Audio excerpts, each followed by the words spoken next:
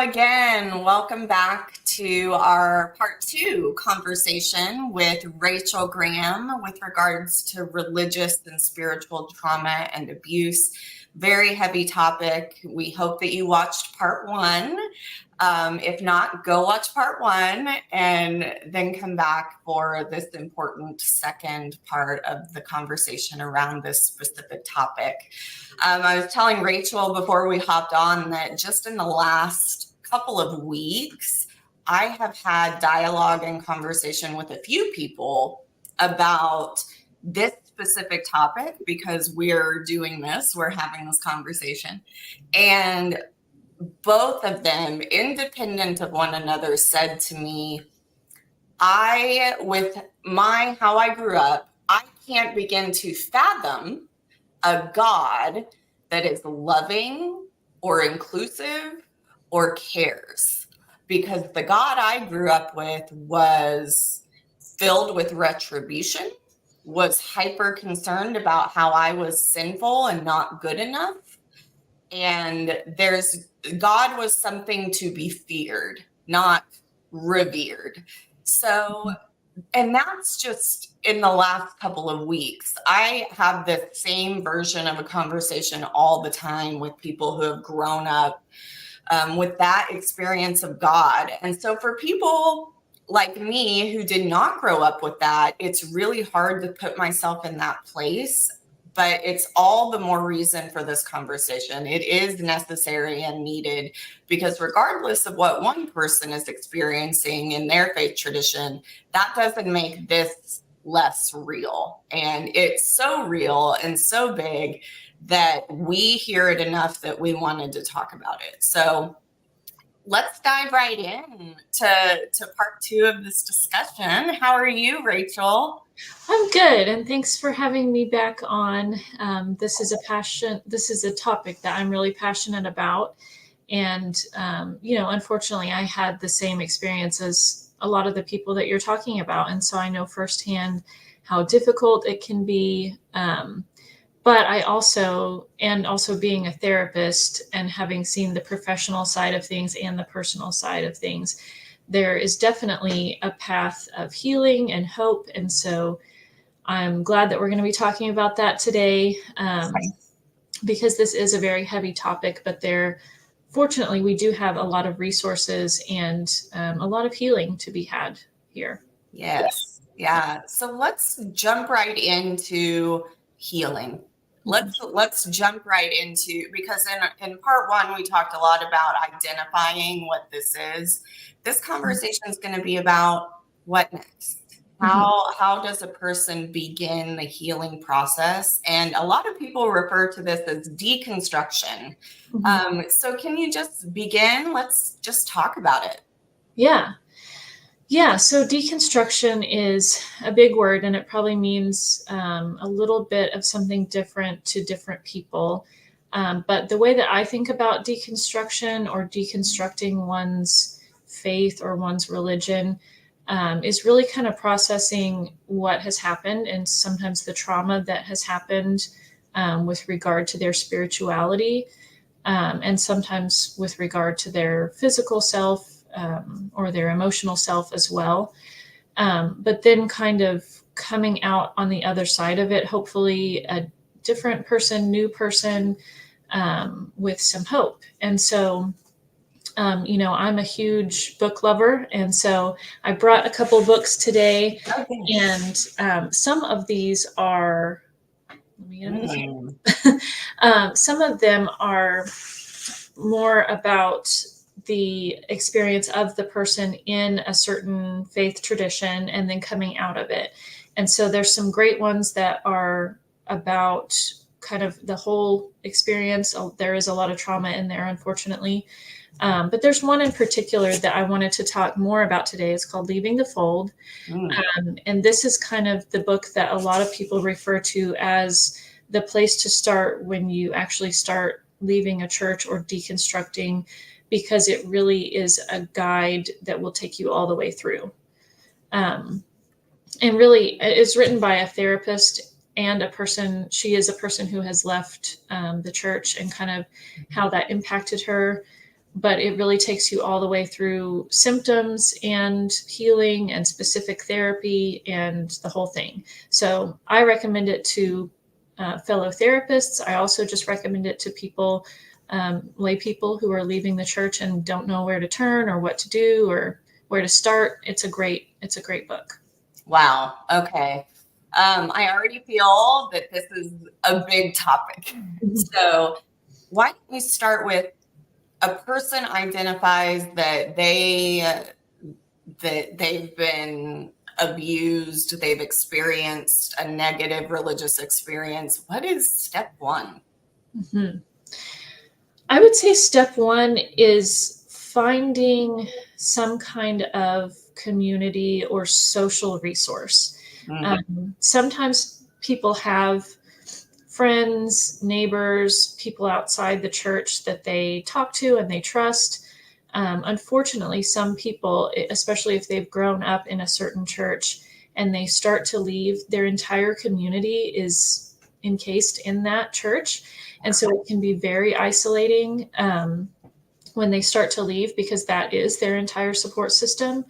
So I would say step one is find your people. And if those are some people that are still in the church but are supporting your journey, that's great. If there's people that are outside of that and you have those people in your community somehow, that's great. If you don't know where to turn and you really don't have anyone outside of the community that you're leaving, I would encourage you to reach out to places like Oklahoma Faith Network or find, like, I know in the Oklahoma City community there are support groups for this very thing. So there's resources out there, and I would say first thing is try to find someone in your community that you can talk to about what's happening. Yeah, and let me second that. I often think of myself as kind of a congregational concierge, which is odd, but I tend to, because I'm not with any one church, I tend to be engaging in these conversations with people a lot. Like they've experienced this. And so, yes, people can absolutely reach out to OFN just for a safe conversation about this, and I am always willing to point people towards resources, and also very much aware that a new church might not necessarily be the correct next thing for a person. So can we talk a little bit about that there shouldn't be this need to immediately jump right back into something? Yeah, and I think, any social resource is a good thing. But also sometimes just reaching out to a professional, to a therapist, can be a good thing. I know myself in my practice, I see a lot of clients with religious trauma that can then kind of help you talk through, do I want to start at a new church? Do I need to process this? Do I need to completely leave that community? And so finding someone that you can really talk through that with, I think, is important. There's a group, and I'm trying to remember the name of it. I think it's called the Secular Project. And it's a group of therapists that I think is nationwide that specifically identify as secular therapists, so that you don't just try to find a therapist and you walk in and you're kind of like from the frying pan into the fire kind of thing, because sometimes that happens, particularly in Oklahoma and in the Bible Belt. And so finding a therapist that you can work with, I think, is important too, to help kind of process through all your thoughts and what has happened before and what's going on in your mind now and all those things. Yeah. Well, and a big piece of this, as you mentioned, that I hear a lot about is kind of the reconstructing of your environment. Like reconstructing your social engagement, reconstructing your people. Like you said, we may have to go out and find our people, and that can be in and of itself an additional trauma. Absolutely. Unfortunately, it can be so isolating because sometimes people are leaving an entire community behind that sometimes includes their family, unfortunately. And so, that's something that is really a case by case basis. And I don't think anyone can say you need to leave your whole community behind or your whole family behind. But sometimes for certain people, that is the right thing. And so I think finding someone that you can trust to really talk all that through is important. Mm-hmm. Are there steps in the healing journey?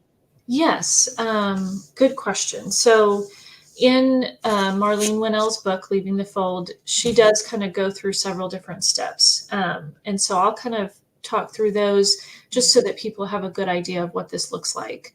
The first step for a lot of people is separation. And that's kind of where there's a lot of questions that come up for people.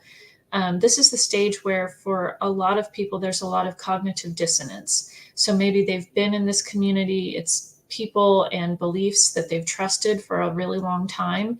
And then they start kind of having some questions like, how can this be? How can we talk about a God that's loving while also saying that God is going to kill all of us or send all of us to hell? Things like that. Sometimes that questions that start to come up in people's minds that are very difficult for them. And the first step is really just kind of noticing that those things are coming up and being aware of that. And of course, most people don't have the answers at that point. They're just aware that all these questions are coming up. The second step sometimes is confusion. Sometimes this is where people kind of start to leave, maybe, but especially if your whole community and your whole family is in a certain tradition, then leaving can feel very scary. And then sometimes people decide, okay, no, it's not worth it. I can't do this. So they kind of start to go back. So there can be some confusion there, kind of 1 foot in, 1 foot out kind of thing. The third stage for most people is avoidance. And this is where if you have kind of started to leave or if you have left, then you just sort of avoid all reminders of that church or that faith community. So, I mean, I personally went through that. This stage lasted years for me. Mm-hmm. I just avoided anything to do with that whatsoever. And to some degree that works and it kind of gets you out of the fire, so to speak. Yeah.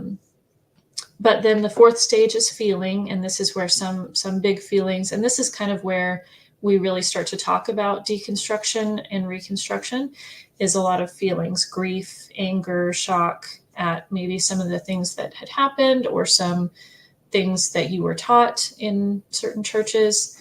And a lot of feeling comes with that. This is where it's really good to be in therapy or a support group where you can really process a lot of those emotions that are coming up. Mm-hmm. And then the fifth and last stage is rebuilding. And this is kind of where that hope comes in. It's rebuilding a new life that may or may not include a church or a faith community. And again, really each person kind of has to decide what's right for them.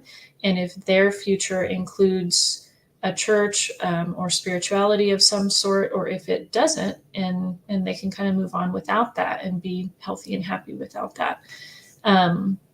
So that really kind of, it helps to have a therapist or a trusted person to kind of talk through what's right for you, what's going to be your ideal future.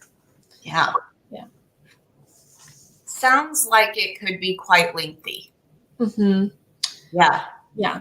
You said you spent years in avoidance, you said? Mm-hmm. Yeah. And that's the third out of 5.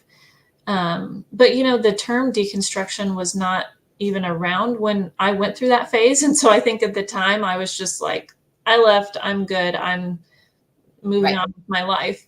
And then when that term came up and religious trauma really started to be kind of a topic that people were talking about, that's when I realized for myself, this has really impacted my life. And so that's when, I kind of moved on to the 4th and 5th stage of feeling the feelings associated with that trauma and then kind of rebuilding, some of those things. So just out of curiosity, my own curiosity, mm-hmm. when was it that deconstruction became a thing that people were talking about and writing about? Yeah, good question. I know because like this book, Leaving the Fold, was written in 1993, and that wasn't a term back then. So she wrote the book and she was talking about these concepts, but that term, I believe that term came out in the last 5 to 7 years, maybe. Yeah, that doesn't shock me. When I look at one of the conversations that I'm engaged in a lot with churches is where are all the young people? Mm-hmm. Where have the young people gone? And that is such a lengthy dialogue. So it makes sense to me in kind of a timeline of how that exodus has happened in the United States. It makes sense that we're just now in the last couple of decades starting to catch on. Mm-hmm. Yeah. Yeah. Very interesting. What else is really important to keep in mind when someone's experiencing this? I think if you are the person experiencing this, I would say just try to have some patience and grace for yourself, because this is a long, messy process. And just like with any trauma, processing that either just in your head or out loud with a therapist can sometimes take a long time, months or years. And so I would say just have some patience and grace for yourself. Um, but reach out. I think that's important too, because going through this alone is tough. And, it can really kind of bring someone down if they are going through it all alone. Yeah. Yeah. Well, and from a pastoral theological perspective, I would want to say to somebody, it's okay to take that time. It's Mm-hmm. okay to have grace with yourself because God has grace with you. Mm-hmm. And God is not angry, even though that's potentially what these people have been taught, is that God is vengeful and angry. Mm-hmm. I just, as someone that's ordained, I would like to say something different to anyone who needs to hear it. And that's that, God wants you to be healthy and loved and cared for.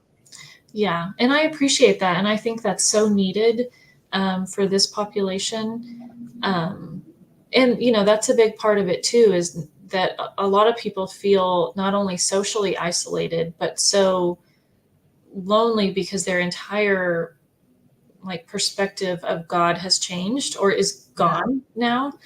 And that person or that entity that's supposed to be loving and forgiving and generous and kind, that maybe has been with them in a certain way in their mind, is now gone. And that can be so devastating, I think. Mm-hmm. Yeah. I say a lot that our faith, our religion, our relationship with God is very intimate and very personal. And, in saying that, it makes sense then that to experience I hope I don't fumble this, but to experience the intimacy of a dialogue with God that's not healthy can really do intense individual damage because it's so intimate. Mm-hmm. Yeah, absolutely. And that's where, kind of how I talked about in the first part of our podcast, is that unfortunately, a lot of the doctrine out there that's being taught in certain churches and certain faith traditions is very damaging. And there's lots of beliefs about the nature of God that are unhelpful or unhealthy to constantly think that in your mind. Or even for example, this is one I was kind of thinking about earlier today as we kind of prepared to talk about this topic. One of the things that I personally was brought up talking or thinking, and that comes up for a lot of people in therapy, is that what is taught about sex is very damaging. And so, I mean, that can take years to unwind and kind of rewire because that, being taught that and kind of thinking that can be very damaging, because that is a part of human nature. That is a part of who we are as people. And so having any kind of sexual life sometimes is difficult when coming out of religious trauma. Yes. And again, elements that are rooted in shame. Mm-hmm. And to be taught that human biology and what makes us human is innately sinful is really challenging. And so let me just insert myself and say, for anyone who's a member of a church that has asked me where all the young people have gone, what I am saying is this conversation is so frequent and so necessary, and the problem is so large. This is where the young people have gone. Mm-hmm. They no longer want to experience this as an intimacy within their lives, because it's literally killing people to some extent. Mm-hmm.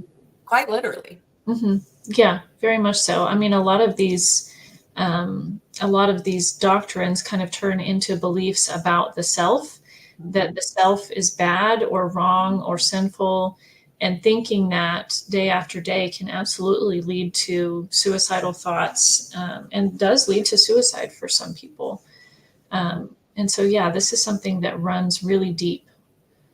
And so, I think that when people start to engage in the process of deconstruction, I think that's a beautiful thing for a lot of people. And even though it's very hard work, you can come out on the end so much different and healthier and hopeful, where maybe you didn't have hope before. Yeah, and I feel like I said this in the first episode, but it's very akin to leaving an abusive relationship. Absolutely. Yeah, so we know from survivors of domestic violence and that journey that there can absolutely be hope and healing and a life afterward. The beginning is hard. Mm-hmm. And this feels very much like that. It Mm-hmm. feels very much like taking the moment to choose you, Mm-hmm. and then moving forward. Mm-hmm. Yeah. Yeah.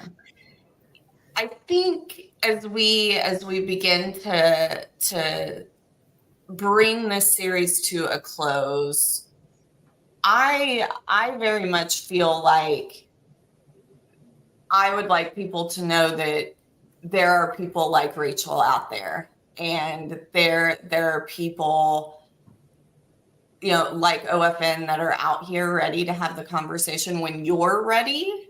But until then, caring for yourself and what feels true and right in yourself is important. Mm-hmm.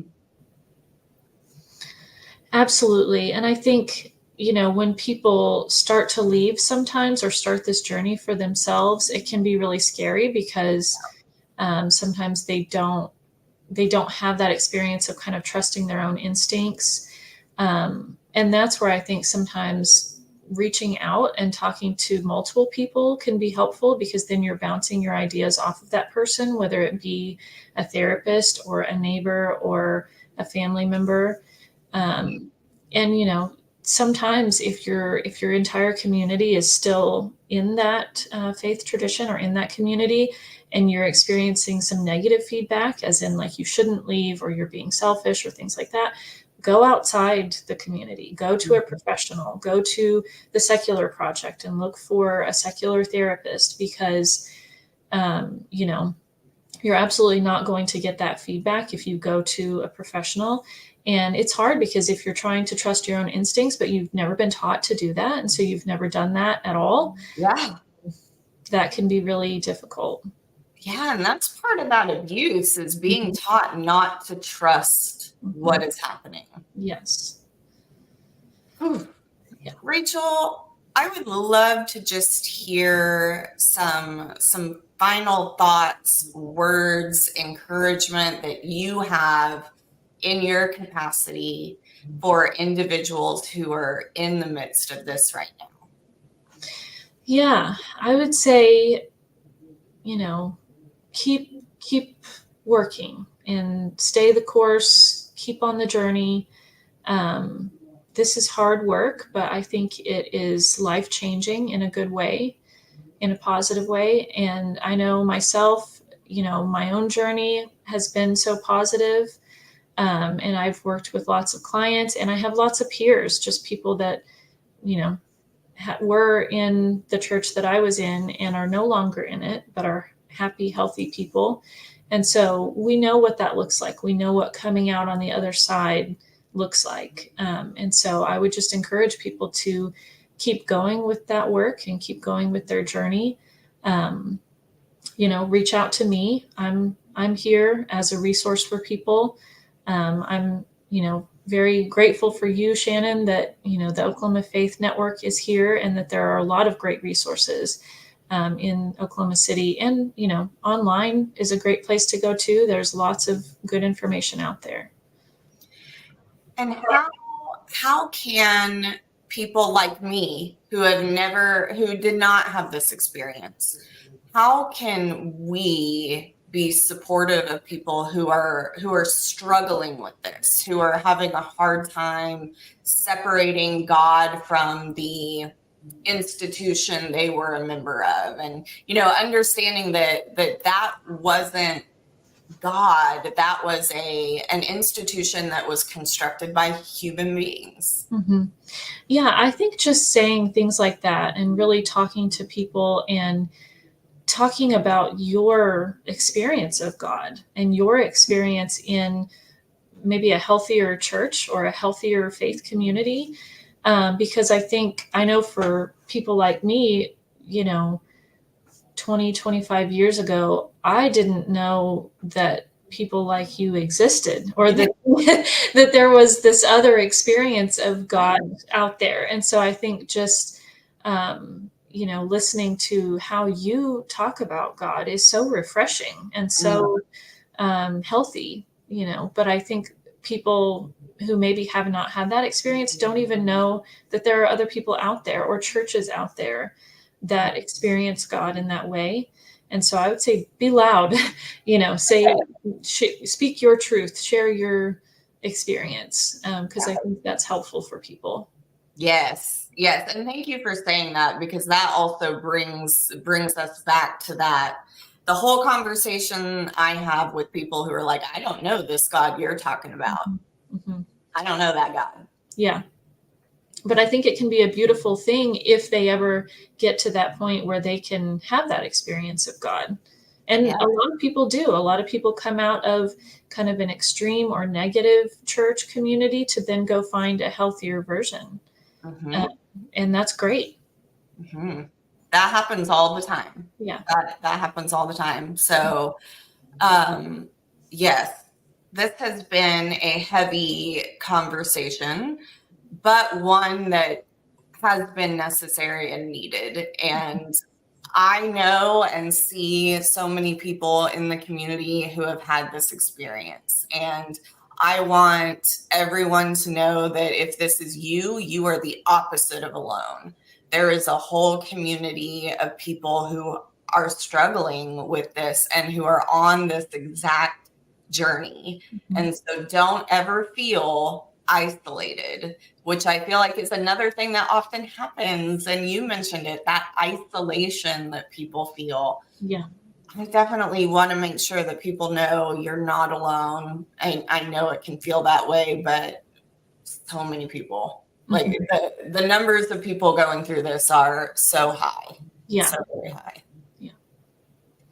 Well, what I'd like to say is thank you, Rachel, and we are going to make sure that your information is provided so that people, could reach out to you. Sure. Obviously, we're here. OFN is here. We're also going to put resources from Rachel in the notes for the show so that you can see the books that she's recommending and links that she's recommending. And Rachel, do you want to talk a little bit about the trainings you've done with other therapists? So there are lots of therapists equipped. Yeah. I know when we first started talking about doing this, I mentioned that I have a 3-hour workshop that I do for therapists in Oklahoma. That's called Hellfire and Damnation, Treating Religious Trauma in the Bible Belt. Nice. And it's specific to our area and kind of the things that we see. And I've done that 3 different times now.